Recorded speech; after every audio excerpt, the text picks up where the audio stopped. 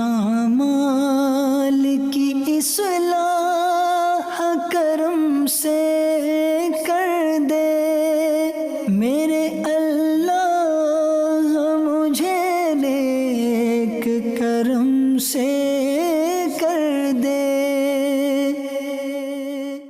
अल्हम्दुलिल्लाहि रब्बिल आलमीन वस्सलातु वस्सलामु अला सय्यिदिल मुरसलीन, अम्मा बाद फ़अऊज़ु बिल्लाहि मिनश शैतानिर रजीम, बिस्मिल्लाहिर रहमानिर रहीम। पढ़िए अस्सलातु वस्सलामु अलैका या रसूल अल्लाह व अला आलिका व अस्हाबिका या हबीब अल्लाह। अस्सलातु वस्सलामु अलैका या नबी अल्लाह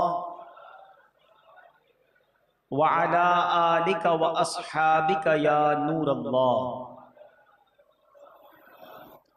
मीठे मीठे इस्लामी भाइयों और मदनी चैनल के नाजरीन, वालिदैन या तो हमारे दुनिया में हैं या कई वो हैं कि जिनके वालिदैन दुनिया में नहीं हैं, लेकिन माँ बाप की जो खिदमत है ना और माँ बाप की जो बरकत है, बाज लोग उससे बड़ा दूर रहते हैं, उसको रियलाइज नहीं करते कि ये हस्तियां कितनी बड़ी हैं। अच्छा, माँ के बारे में हम बहुत सुनते हैं, माँ की दुआ जन्नत की हवा। यकीनन माँ के पैरों तले जन्नत है, माँ की कदमों को जन्नत की चौखट कहा गया और माँ माँ ही होती है, no doubt, there is no comparison. माँ का कोई दुनिया में नेमल बदल नहीं है, लेकिन वालिद के हवाले से बाज़ औक़ात वो फीलिंग्स नहीं होती हैं, वालिद के हवाले से वो मोहब्बत का इजहार भी नहीं होता है।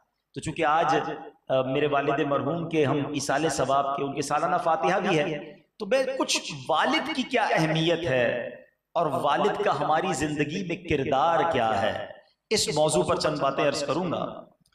एक शख्स के 4 बेटे थे, वो बीमार हुआ तो एक बेटे ने बड़ा अजीब फॉर्मूला अपने भाइयों को पेश किया कि ऐसा करो, या तो तुम तीनों मिलकर माँ वालिद साहब की तीमारदारी करो, लेकिन इतनी बड़ी नेकी कमाओगे तो फिर विरासत में हिस्सा ना लो, और अगर मुझे ये काम दे दो कि मैं वालिद की तीमारदारी करूं फिर तुम ना करो, मैं सारी खिदमत करूंगा, मुझे विरासत में कोई हिस्सा नहीं चाहिए। बड़ी अजीब सी बात थी, पैसे कौन छोड़ता है, मगर वो भाई जानता था कि माँ बाप की खिदमत में क्या और वालिद की खिदमत का अजर क्या। तो उसने क्या किया, तीनों भाइयों ने कहा इससे अच्छी क्या बात है, ठीक है वालिद की खिदमत भी करो, पैसे भी नहीं लोगे, हमारा अपना हिस्सा भी छोड़ रहे हो। तो बहरहाल ये फॉर्मूला सेट हो गया। वो भाई अकेला बेटा अपने वालिद की खिदमत करता रहा। कुछ अरसे के बाद वालिद का इंतकाल हो गया, उसने कोई हिस्सा नहीं लिया क्योंकि वादा किया था मैं वालिद की खिदमत करूंगा, मीरास में हिस्सा नहीं लूंगा। अब क्या हुआ, एक रात किसी ख्वाब में उसको एक आवाज आई कि फलां जगह पर जाओ, वहां 100 दीनार मौजूद हैं, 100 दीनार यानी सोने के सिक्के मौजूद हैं, वो ले लो। इस शख्स ने ख्वाब में बताने वाले से पूछा कि इन 100 दीनार में बरकत है कि नहीं। तो उसने कहा नहीं, बरकत नहीं है। सुबह उठा, अपनी बीवी को कहा कि मैंने ख्वाब देखा है, एक जगह बताई गई है कि वहां 100 दीनार है, मगर मैंने लेने से इनकार कर दिया क्योंकि उसमें बरकत नहीं है। बीवी ने कहा अजीब आदमी हो, पहले मीरास छोड़ दी, उसमें भी हिस्सा नहीं लिया, 100 दीनार सोने की अशरफियां मिल रही हैं, तुम गरीब भी हो, हिस्सा तो ले लेते। कहते नहीं मुझे नहीं चाहिए, बरकत नहीं तो मुझे वो माल नहीं चाहिए। रात फिर ख्वाब में सोया, फिर उसने ख्वाब में उसको एक जगह दिखाई गई कि फलां जगह पर 10 सोने की अशरफियां, 10 दीनार पड़े, ले लो। कहते ये बताओ बरकत है कि नहीं उसमें। ख्वाब में जिसने बताई जगह का बरकत नहीं है इसमें, का मुझे नहीं चाहिए। फिर बीवी को बताया, अजीब आदमी 100 से 10 पे आ गए, 10 तो ले लो, का नहीं बरकत नहीं तो मुझे नहीं चाहिए। अब फिर ख्वाब देखा, अब उसे एक जगह बताई गई कि 1 दीनार है एक जगह पर, वो ले लो। इससे सवाल किया क्या उसमें बरकत है, कहा हाँ इसमें बरकत है। सुबह उठकर गया और वो 1 दीनार उठा कर लाया, 1 दीनार, ठीक है। और उसके बाद उस 1 दीनार से उसने घर वालों के लिए कहा कि मछली खरीद लेता हूं। उसने 2 मछलियां खरीद ली, कुछ नहीं तो घर वालों को अच्छा खाना तो खिला दो। मगर जब घर आया और उन दोनों मछलियों का पेट चाक किया तो उन दोनों मछलियों के पेट से एक एक मोती निकला। बड़ा अजीब व गरीब, बड़ा यूनिक वो मोती था। तो अब उसने मोती तो रख लिया अपने पास, मगर हुआ ये कि बादशाह ने उसी दिन एक ऑर्डर जारी किया कि मुझे इस कलर का और ऐसी डिजाइन का मोती चाहिए। सारे शहर के ज्वेलर्स के पास उसके नुमाइंदे गए, कहीं वो मोती ना मिला। आखिरकार इसके दरवाजे तक लोग पहुंचे तो पता चला एक बंदा है मोहल्ले में जिसकी कल मछली के पेट से मोती निकला। जाकर ढूंढा तो मोती नजर आया, ये तो वही मोती है। बादशाह को भी दिखाया, कहा यही चाहिए। तो अब कहा कि इस मोती की कीमत क्या है? तो कहा 30 खच्चर, यानी जो आसान लफ्जों में 30 डोंकी। पहले के जमाने में गधों पर घोड़ों पर सामान लादा जाता था ना, तो बादशाह ने 30 डोंकीज 30 खच्चर पर सोने की बोरियां लदवा कर उससे वो मोती खरीद लिया। कितना माल हो गया? 1 दीनार की बरकत से। अच्छा, मोती बिका भी 1, ठीक है। बादशाह ने जब मोती दिखाया अपने तमाम लोगों को, तो अब एक जो इसका एक्सपर्ट था उसने कहा ये एक से खूबसूरती नहीं आएगी, इसकी जोड़ी होनी चाहिए। जब इसका दूसरा मोती बादशाह साहब आपको मिलेगा ना, तब इसकी असल वैल्यू बनेगी। अच्छा, और ढूंढते हैं, फिर ढूंढा, कहीं नहीं मिला। वापस उसके दरवाजे पर पहुंचे, और जब उसके दरवाजे पर पहुंचे लड़के से पूछा कि ऐसा दूसरा है? कहा एक और है, बिल्कुल ऐसा ही है।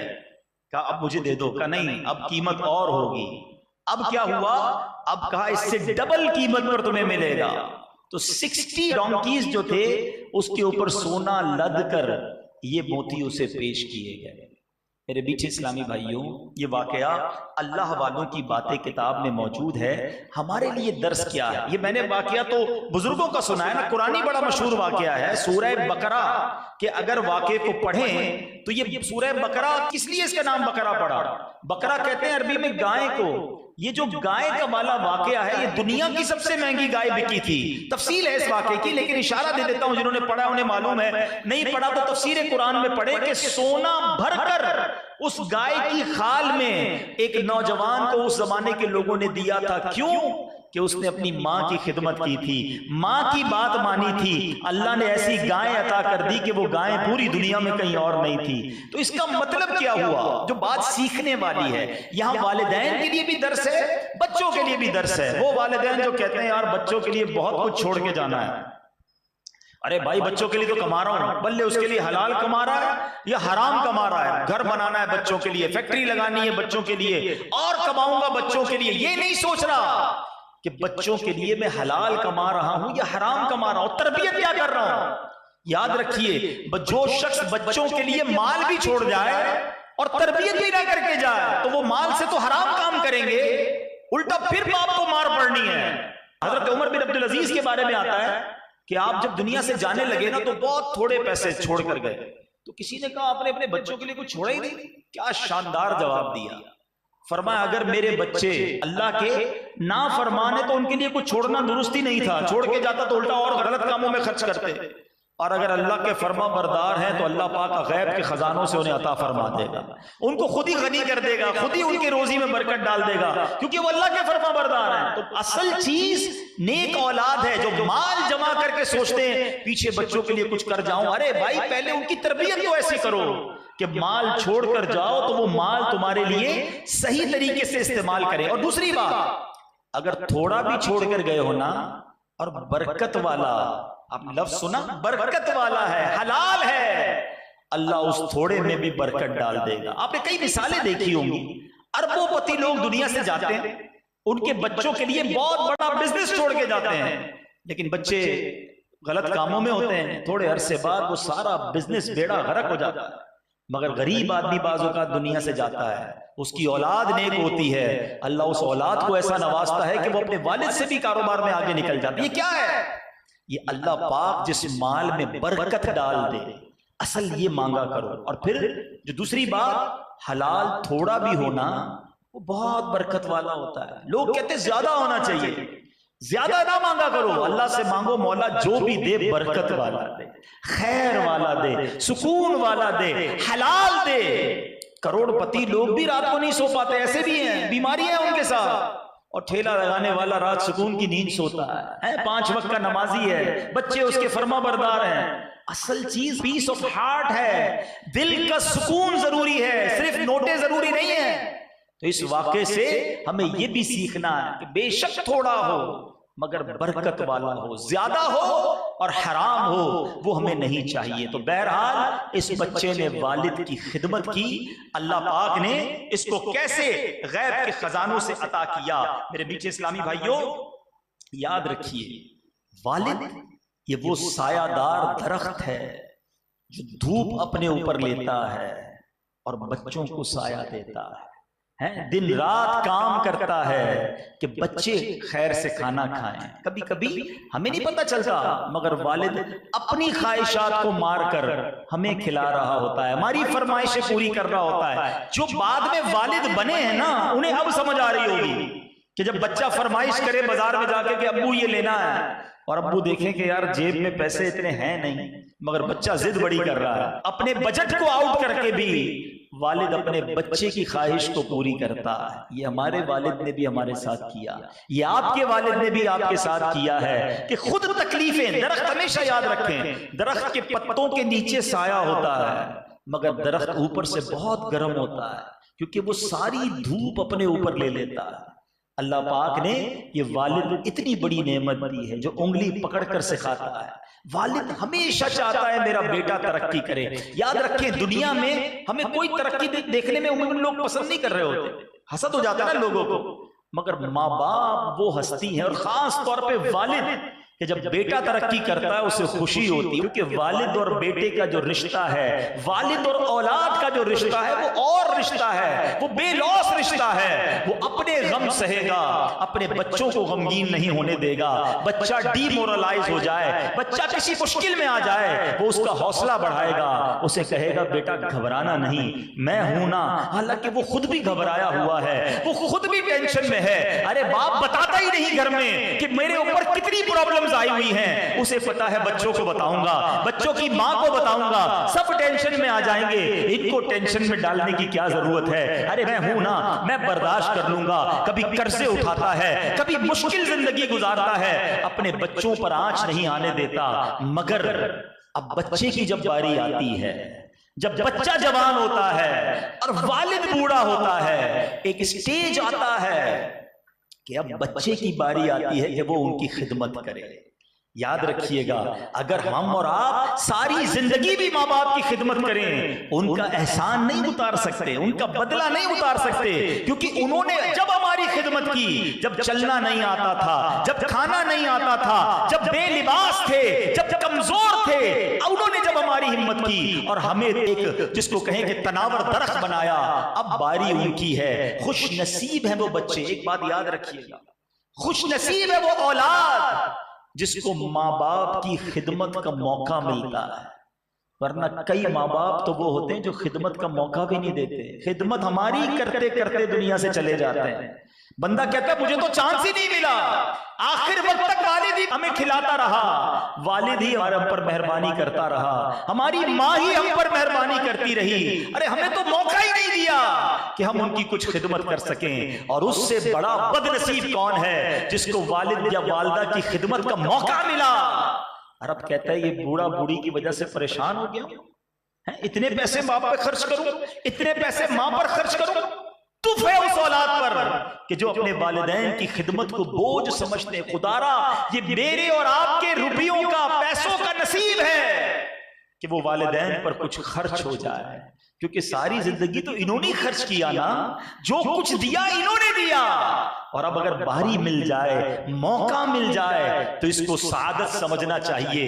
एक बात याद रख कर लो, जितने नौजवान मुझे सुन रहे हैं, कि मैं और आप जो कुछ है ना, अगर शोहरत मिली, दौलत मिली, इज्जत मिली, ये माँ बाप का सदका है और इसमें वालिद का बहुत बड़ा किरदार है। बाज़ औक़ात हम वालिद को एक्नॉलेज भी नहीं करते, मेहरबानी भी नहीं कहते, शुक्रिया भी नहीं कहते। हालांकि अगर मेरी माँ मुझे खिलाती है, मेरी माँ सीने लगाती है, मेरी माँ मुझे कोई चीज दिलाकर देती है, तो पीछे से माँ को पैसे कौन देता है, कमा के लाकर कौन देता है? अरे पूरे घर का पिल्लर होता है वालिद। मगर वालिद को नॉर्मली कोई रिकॉग्नाइज नहीं कर रहा होता, उसका शुक्रिया नहीं कह रहा होता, उसकी उस तकलीफ को नहीं मान रहा होता। हालांकि पूरे घर का मोहसिन, पूरे घर के लिए सायादार दरख्त अगर कोई है तो वो हमारा वालिद है, जो बेचारा मेहनत कर रहा होता है, हमें साया दे रहा होता है, हमें नवाज रहा होता है। और ये मैं नहीं कह रहा कि जो कुछ मिला या मेरे पास जो कुछ है वो मेरे वालिद का है, ये मैं नहीं कह रहा, मैं आपको एक वाकया सुनाता हूं। और ये नबी पाक के दौर का वाकया सुनिएगा। इतना इतना जिसको कहिए कि दिल पे लगने वाला वाकया है कि प्यारे आका अलैहिस्सलाम की बारगाह में एक बेटा बाप की शिकायत लेकर आ रहा है कि हुजूर मेरा वालिद जो है मेरा माल लेना चाहता है। नबी पाक ने फरमाया अच्छा ऐसा करो, अपने वालिद को ले लो। वालिद को लेकर बूढ़ा वालिद भी आ गया। तो नबी पाक ने फरमाया तुम्हारा बेटा कहता है कि तुम इसका माल लेना चाहते हो। इसकी हुजूर जरा इससे ये भी तो पूछे माल लेकर करता क्या हूं, इससे पैसे मांगता हूं, उसके बाद इन पैसों का करता क्या हूं? मैं क्या फजूलियात पे उड़ाता हूं या अपने अजीज व अकारिब की मेहमान नवाजी करता हूं और अपने बाल बच्चों पर जरूरियात पर खर्च करता हूं? मैं और कुछ नहीं करता, पैसे लेता हूं इससे, जरूरियात पर बच्चों पर खर्च करता हूं, अपने कुछ रिश्तेदारों को देता हूं। अभी गुफ्तगू जारी है, इतने में जिब्रील अमीन हाजिर हुए। का हुजूर इस वालिद ने दिल ही दिल में कुछ अशार लिखे हैं, अभी तक इसकी जबान, अपनी जबान पर भी वो शेर आए नहीं है। बच्चे के इस रवैये पर इस वालिद ने कुछ अशार लिखे हैं, हुजूर आप इससे कहिए कि वो अशार सुनाए। नबी पाक ने फरमाया तुमने कुछ अशार लिखे, अशार सोचे, लिखे भी नहीं, जबान से वो निकले नहीं है। इस सिचुएशन पर तुमने कुछ अशार सोचे। क्या खूबसूरत जुमला कहा कि अल्लाह पाक हमेशा आपके मौजज़ात के जरिए हमारे दिली यकीन और बसीरत में इजाफा करता रहता है। हुजूर आप कैसे जानते हैं? क्या बात है, नबी पाक ने गैब की खबर दी ना, इसने तो नहीं कहा था मैंने कोई अशार लिखे हैं। अब उस वालिद ने वो अशार सुनाए नबी पाक, उसका अरबी में है, उसका उर्दू तर्जमा सुने। वालिद कहता है मैंने तुझे ग़िज़ा पहुंचाई जिससे तू पैदा हुआ, तेरा बार उठाया जब तू नन्हा था, मेरी कमाई से तू बार बार सैराब किया गया, जब कोई रात बीमारी गम बनकर तुझ पर उतरती तो मैं तेरी बीमारी की वजह से रात भर जागता रहता, मेरा दिल तेरे मरने से डरता, हालांकि मुझे खूब मालूम था कि मौत तो यकीनी है और सब पर मुसल्लत कर दी गई है। मेरी आंखें यूं बहती कि वो मरज जो रात को तुझे हुआ था न कि मुझे, ऐसा होता कि मुझे हुआ है, यानी बीमार तू होता था, तकलीफ मुझे होती थी, मैं बेचैन हो जाता। मैंने तुझे यूं पाला और जब तू परवान चढ़ा और इस हद तक पहुंचा कि मुझे उम्मीद लगी कि अब तू मेरे काम आएगा, तो तूने मेरा बदला सख्ती और बदजबानी से दिया।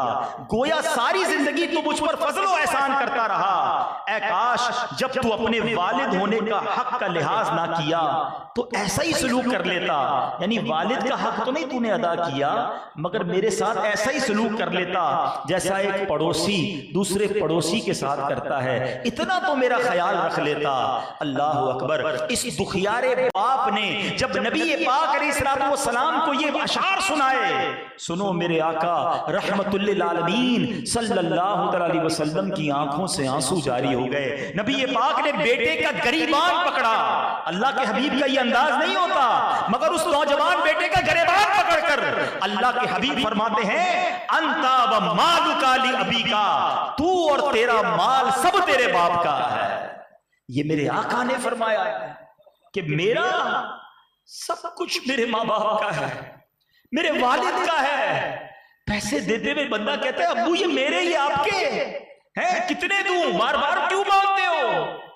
अरे मेरे बाप ने मुझे खिलाते वक्त ये नहीं कहा था, अपना निवाला रोक कर मेरे मुंह में डाला था, हैं? अपनी ख्वाहिशें मारकर मुझे पाला था। अब्बू को नए लिबास में कम देखा होगा आपने, हमें नए नए लिबास नए नए जूते लाकर दिए, जो मांगा हमारे वालिद ने हमें लाकर दिया। कभी सोचा कि वालिद ने अपने लिए कब क्या खरीदा? कभी कहा हो कि बेटा आज ये जूते बड़े पसंद से मैं लाया? अरे लाए भी तो मैं अपने बेटे के लिए लाया, मैं अपनी बेटी के लिए लाया हूं, मैं अपनी बीवी के लिए। अरे कभी माँ, कभी बच्चे, कभी बच्चियों की खिदमत मेरा बाप करता रहा। कभी सोचा कि इसने अपनी जिंदगी के लिए क्या किया? ये माँ बाप कमाल की हस्तियां हैं, ये अपने लिए नहीं जीते, ये बच्चों के लिए जीते हैं। और जब बच्चा बड़ा हो जाए, कभी सोचो यार कि हमारा एक जुमला अगर बेअदबी का हम कह देते होंगे, उनका दिल कितना किरची किरची होता होगा।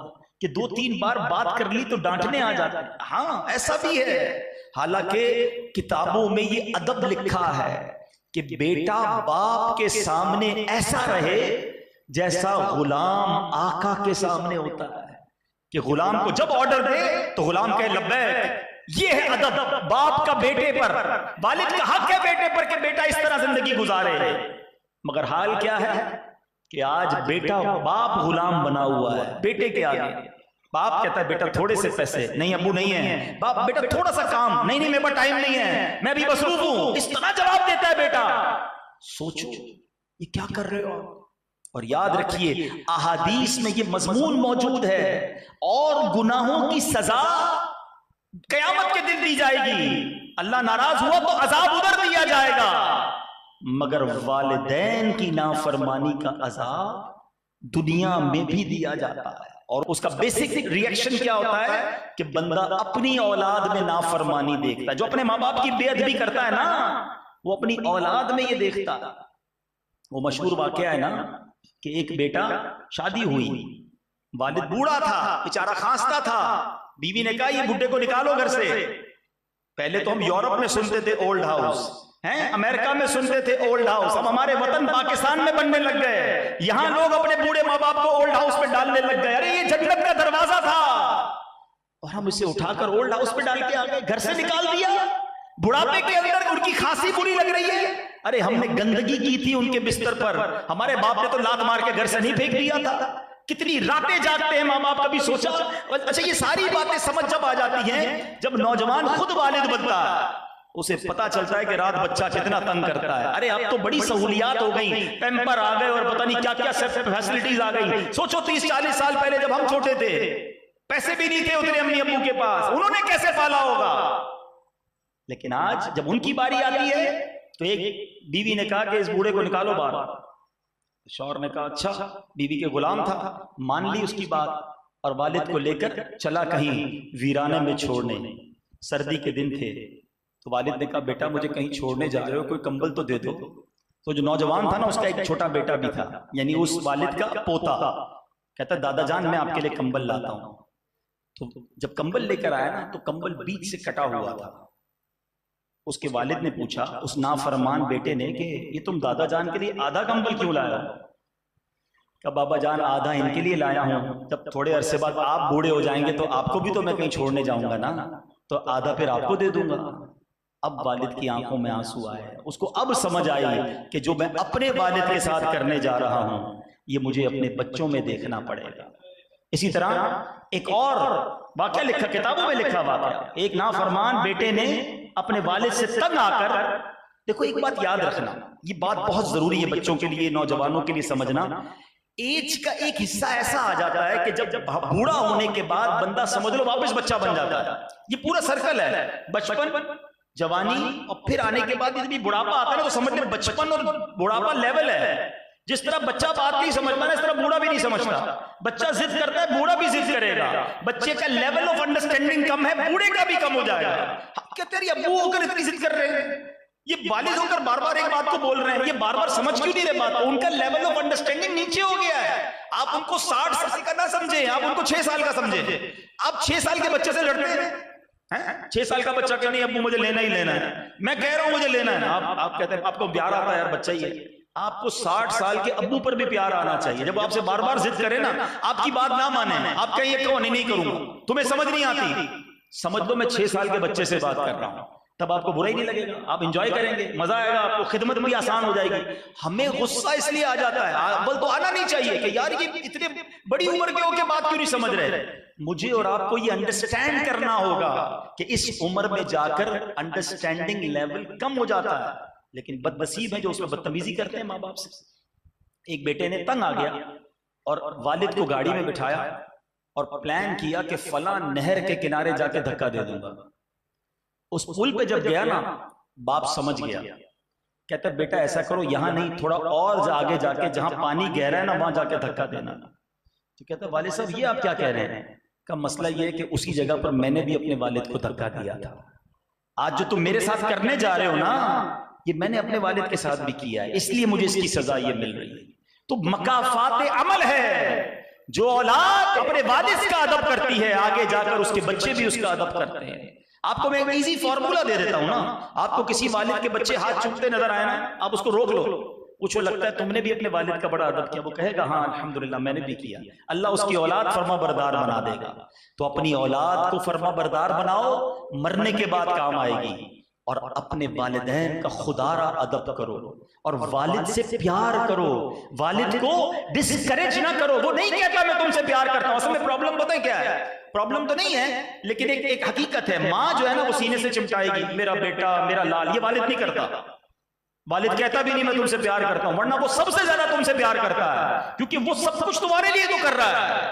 अगर वो जुबान से कहता नहीं मैं तुमसे प्यार करता हूं, मगर उसके दिल में बहुत प्यार है तुम्हारे लिए, तो कम से कम इसको एक्नॉलेज तो करो, रियलाइज तो करो, उसे उस मोहब्बत का सिला तो दो। कभी आप भी कहोगे वालिद साहब मैं जो कुछ हूं आपकी वजह से हूं, आपने मेरे ऊपर इतने एहसान किए, देखो उसकी आंखें नम हो जाएंगी। नहीं कहते वालिद से, बात भी नहीं करते वालिद से, मिलते भी नहीं है। खुदारा अपने वालिद की कदर करें। मैं आपको चंद हदीस सुनाता हूं, फिर अपने बयान को इख्तिताम की तरफ लाते हैं। नबी पाक अलैहिस्सलातु वस्सलाम ने फरमाया, सुनो, माँ के बारे में बहुत सुना ना, आज वालिद के बारे में सुनो।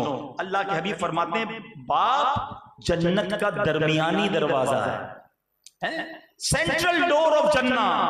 तेरी मर्जी है उसकी हिफाजत कर या उसे छोड़ दे।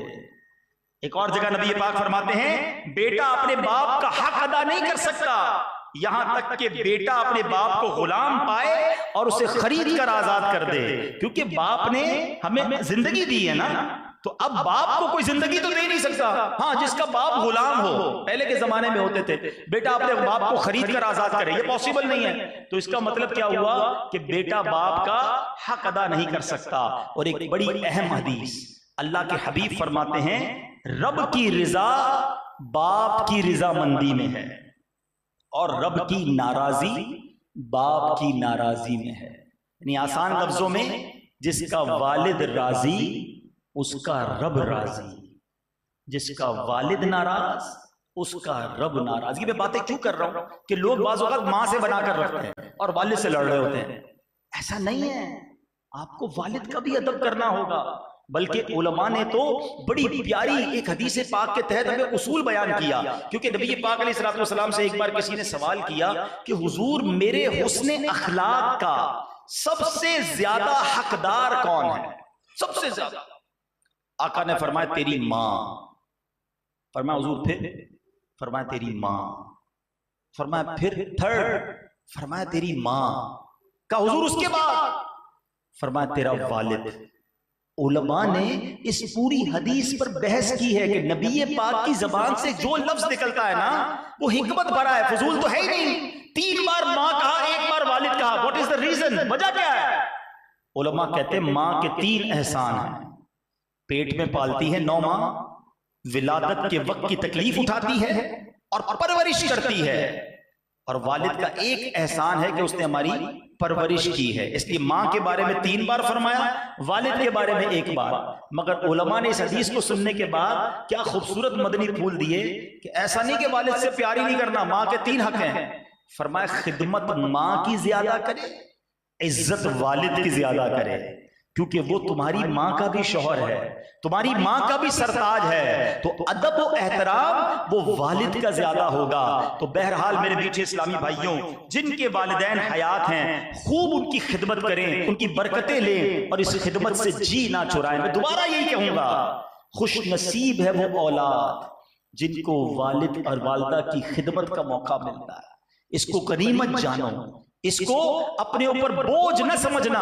तुम्हारे पैसों का नसीब है कि उन पर खर्च हो जाए। मुझे अपनी मरहूमा वालिदा याद आ रही है कि जो भाई लोग बताते हैं, क्योंकि मैं तो पाकिस्तान में नहीं था, बगदाद शरीफ में था, कि जिस रात इंतकाल हुआ उस रात का खाना भी अम्मी नहीं बनाया था, नहीं दिया खिदमत का मौका, ऐसे ही चली गई। उनकी दुआ ये होती थी कि या अल्लाह अपने दर के सिवा किसी का मोहताज ना करना, मुझे कभी मोहताज ना करना, और अल्लाह पाक ने वैसे ही दे दिया। वालिद साहब हमारे अल्लाह पाक जन्नत नसीब करे, हमेशा प्यार ही देते रहे, रहनुमाई करते रहे, उंगली पकड़कर चलाया। कुछ दिन बीमार रहे, और वालिद साहब की जो बीमारी भी है ना, वो अगर मैं ये कहूँ तो गलत नहीं होगा कि वो अल्लाह की राह में गए थे। वो नमाज पढ़ने मस्जिद में गए और मस्जिद में गिरे। जब मस्जिद में गिरे तो इन्हें वहां चोट लगी, और उस चोट की वजह से वो हॉस्पिटल गए और उसके बाद वो वापस नहीं आए। तो वो उसी बीमारी में अल्लाह की राह के अंदर, मस्जिद के अंदर समझ ले एक तरह से उनको चोट लग गई, वो गिर गए और सर पे चोट लगी थी, तो बस वो चले गए दुनिया से। अल्लाह पाक उनके सदके हमारी मगफिरत फरमाए, उनके दर्जात को बुलंद फरमाए। अब आखिरी बात, जिनके वालिदैन चले गए दुनिया से, नहीं कर सके खिदमत हैं, नहीं उनको राजी कर सके।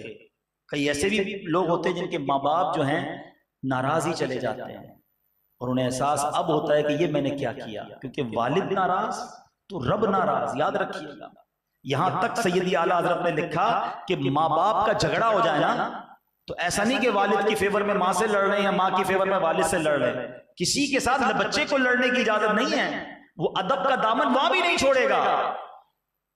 लेकिन अब माँ बाप चले गए तो उलमा ने लिखा कि इसका तरीका यह है कि अब औलाद खूब वालिदैन के लिए इसाले सवाब करे, दुआए मगफिरत करे, नेकियां कर करके उन्हें इसाले सवाब करे। अच्छा, नेकियां सिर्फ पैसों से नहीं होती। गरीब लोग कहते हैं हम मस्जिद बना, मस्जिद सिर्फ मस्जिद ही थोड़ी है। आप कुरान पढ़े ना, अब नमाज पढ़े, आप जिक्र अस्कार पढ़े, उनकी कब्र पर जाएं, जाकर यासीन शरीफ उन्हें सुनाएं। प्रॉब्लम ये कुरान भी तो पढ़ना नहीं आता ना, तो खूब इसाले सवाब करो। अल्लाह की रहमत से उम्मीद है कि जो बच्चा अपने वालिदैन के लिए दुआए मगफिरत करता रहे, इसाले सवाब करता रहे, अल्लाह पाक उनकी रूह को उनसे राजी कर देता है, फरमा बरदारों में शामिल कर लेता है। तो अभी भी अगर जिनके वालिदैन चले गए हैं, देखो अब उनके लिए अपनी बकिया जिंदगी उनके लिए दुआओं में गुजारनी। कुरान पाक की कितनी प्यारी दुआ है वालिदैन के लिए, अल्लाहुम्मा रहमहुमा कमा रब्बयानी सगीरा। इस दुआ को याद करें और पढ़ते रहे नमाज के बाद, क्या अल्लाह उन पर ऐसे रहम फरमा। अल्लाह ने कुरान में मुझे और आपको सिखाया है कि दुआ कैसे करनी है। अल्लाह उन पर ऐसे रहम कर जैसे उन्होंने बचपन में मुझे पाला, मुझ पर रहम किया। ये वालिदैन का एहसान मानने का हुक्म कुरान दे रहा है, मगर हम हैं कि नहीं मानते। तो खुदारा मेरे वो बच्चों जिनके वालिदैन हयात है, तुम खुश नसीब हो, यकीन करो तुम खुश नसीब हो कि इतनी बड़ी नेमत मौजूद है। ये वो अजीम हस्तियां हैं कि हदीस पाक का मजमून है, जो अपने वालिदैन को मोहब्बत की निगाह से देखे उन्हें हज का सवाब अता किया जाता है। तुम्हारे घर में है हज का सवाब, मगर मोहब्बत की निगाह भी तो चाहिए ना। वालिदैन को देखते हैं तेज नजरों से, डराने वाली नजरों से। तुफ है उस औलाद पर कि माँ जिस बेटे से बात करने में डर रही हो कि बात करूंगी तो लड़ेगा, बेटी से बात करने में डर रही हो कि बात करूंगी तो उलझेगी, वो बेटी और बेटा किस काम के कि जिनसे माँ बाप बात करने में डरे। अरे माँ बात करे, वालिद बात करे तो अदब के साथ जी लब्बैक हुकुम, ये अंदाज हमें शरीयत सिखाती है। मगर ये नहीं सोचते औलाद आज की। तो खुदारा सबसे ज्यादा हक है माँ बाप का। आधी रात को दोस्त फोन करता है, यार गाड़ी खराब हो गई, पिछले दिनों बारिश हुई थी ना यार, मोटरसाइकिल पानी में फंस गई, अरे अभी आया, जान हाजिर। दोस्त के लिए तुम आधी रात को जा सकते हो। वालिद कभी कह दे बेचारा रात को, बेटा जरा दवाई ले आओ, अरे अब्बू सुबह बात करेंगे, आप भी पता नहीं रात को फरमाइशें करते हो हैं। माँ कहे बेटा पानी पिला दो, अम्मी बहुत थक गया हूं, तुम्हारे पास माँ बाप के लिए टाइम नहीं है। खुदा की कसम ये खिदमतें काम आएंगी। माँ बाप पता है क्या हस्तियां हैं। हम कहते रहते हैं अम्मी दुआ कर दो, अब्बू दुआ कर देंगे, अलग बात है। जो दिल से दुआ निकलती है ना, हम कहें ना, मगर खिदमत ऐसी करो कि वालिद खुद ही हाथ उठाकर दुआ करे, या अल्लाह मेरे बेटे को बख्श दे, मेरे बेटे की मुश्किलें आसान कर दे। माँ हाथ उठाकर अल्लाह की बारगाह में दिल से दुआ करे। भूल गए वो वाकया कि माँ ने दुआ की थी तो कसाई को अल्लाह ने हजरत मूसा का जन्नत में पड़ोसी बना दिया। ये है माँ की दुआ, वालिद की दुआ और वालिदैन की दुआ औलाद के हक में बनी इसराइल के अंबिया की तरह कबूल की जाती है। मगर काम भी तो ऐसे करे ना कि वो दुआ दिल से निकले। हम कहते हैं अब्बू दुआ करने बेचारा कर देता है, दिल पहले ही दुखा हुआ उसका। ये नहीं, मैं ना कहूं, मैं काम ऐसा करूं कि वो दिल से दुआ करे। तो खुदारा अपने वालिदैन की कदर कीजिए, उनकी खिदमत कीजिए। और आज बिलखुसूस मैंने वालिद पर बात की है। जिसके वालिद जिंदा है ना, उनका हाथ चूमे, जाएं उनसे कहें कि आपका बहुत शुक्रिया, मैं जो कुछ हूं आज आपकी वजह से हूं। अदब करो अपने वालिद का, पूछो उनसे जिनके वालिद चले गए, बहुत याद आते हैं, उनकी शफकतें, उनकी मोहब्बतें सब याद आती हैं। एक जुमला वालिद कह देता था ना, बेटा घबराना नहीं, मैं हूं, यही बहुत था। ये दिल इतना बड़ा कर देता था। मगर अब वो सर पर सायादार दरख्त ना रहा, अब धूप है और हम हैं। खुदा की कसम, माँ बाप चले जाए ना तो बंदे को लगता है तन्हा सहरा में खड़ा हूं, ऊपर कोई दरख्त नहीं है, ऊपर कोई साया नहीं है, वो दुआएं नहीं हैं। आज हैं तो कदर कर लो, दुआएं ले दो। और चले गए तो अब उनकी कब्र पर जाकर उनको इसाले सवाब करें। कितनी अजीम हस्तियां हैं कि जो बेटा जुमे के दिन माँ बाप की कब्र पर जाकर सूरह यासीन पढ़े, माँ बाप को तो जो मिलना है मिलेगा, पढ़ने वाले बेटे की भी मगफिरत कर दी जाती है। ये फैजान उनका उनकी कब्रों से जारी रहता है, मगर लेने वाला भी तो होना। अल्लाह करे कि हम अपने वालिदैन के फर्मा बरदार बने, उनकी आंखों के तारे, उनकी आंखों के नूर बने और दिल से वो हमारे लिए दुआएं करने वाले बने। ये हदीस याद रखना, जिससे उसका वालिद राजी उससे उसका रब राजी, जिससे उसका वालिद नाराज उससे उसका रब नाराज। कभी अपने वालिद के खिलाफ मत जाना, उसे नाराज ना करना। अल्लाह पाक हम सब की मगफिरत फरमाए।